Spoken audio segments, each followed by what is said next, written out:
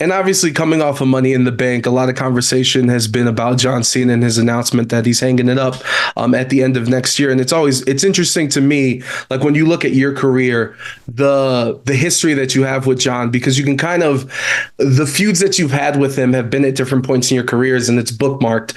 I remember when you came out for I think it was 7 straight weeks with the T-shirts, 1-0, 2-0, 3-0. Then it leads to your main event at WrestleMania, and then even later on. That did not lead to my main event. That led to a bash pay-per-view where he just mopped the floor with me within 3 minutes.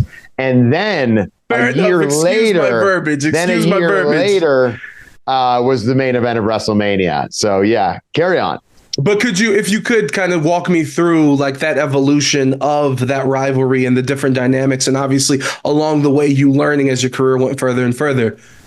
Yeah, so when it first started, I got moved to Monday Night Raw. It was my first time being a singles. Like I was in a cool tag team with John Morrison. We did a show called The Dirt Sheet that was like a YouTube show. Before YouTube was even a thing, we had a YouTube show. And then we split off. I went to Raw, he went to SmackDown. And my first feud was with the poster child of WWE, John Cena. And he wasn't going to be there because either he was injured or doing a movie or something like that. But I would call him out every week. And for like 8 weeks, he would never show up. So I'd just be 1-0, 2-0, 3-0. So we went to the Bash pay-per-view. He mopped the floor with me in 3 minutes. I went back and I went, oh my God, all this work for nothing. Like I thought I was really doing something. I was really harnessing. And I didn't understand what was happening. And a producer at the time told me, he goes, you just haven't been through the wars yet.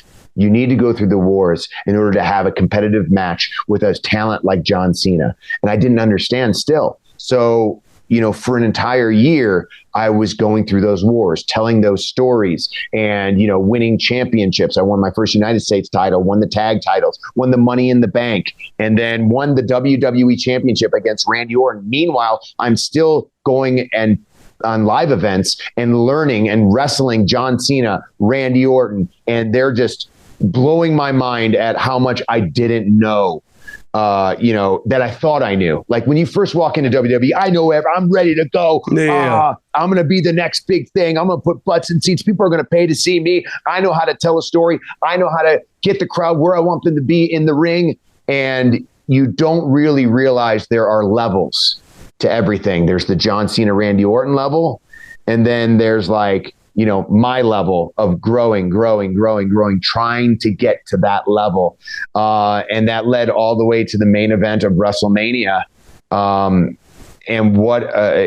then not only that, the main event of WrestleMania, and then John actually beating me, and then me going in kind of a downward spiral of just losing every single match, not even thinking I went from main eventing WrestleMania to the next year, not thinking I was going to be on WrestleMania. Like that's how big of a spiral that happened. And then me basically learning more and more and more, and then having another, tag match with me and my wife versus John and Nikki. And what a fun story that was. What a fun match that was. And everyone would thought that match was like just a blowover. And everyone ended up saying that was one of their favorite matches of the card. So John and I have had many, rivals and feuds. And, it came to kind of almost a 180, if you will, at WrestleMania, because the day after WrestleMania, I'm tagging with John Cena, one of my biggest rivals ever. I'm doing the "You Can't See Me." I'm hitting AAs and giving him hugs in the ring and celebrating with him. It was a full circle story, of a rivalry. And, I felt like he taught me a lot. And I feel like as a student, I have become the teacher for our next generation, and hopefully I can do that. And I love the fact that John is said, look, I'm going to retire, but I'm going to do a bunch of dates.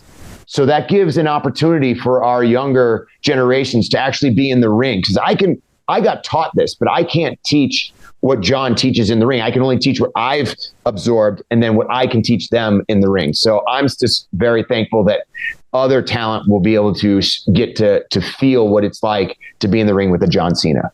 No, it's incredible. Again, A&E this Sunday, WWE Legends focusing on The Miz and his career. This Sunday, 5 p.m. Pacific. Before we get you out of here, we're going to do a quick speed round. You ready to do this? Yeah. All right.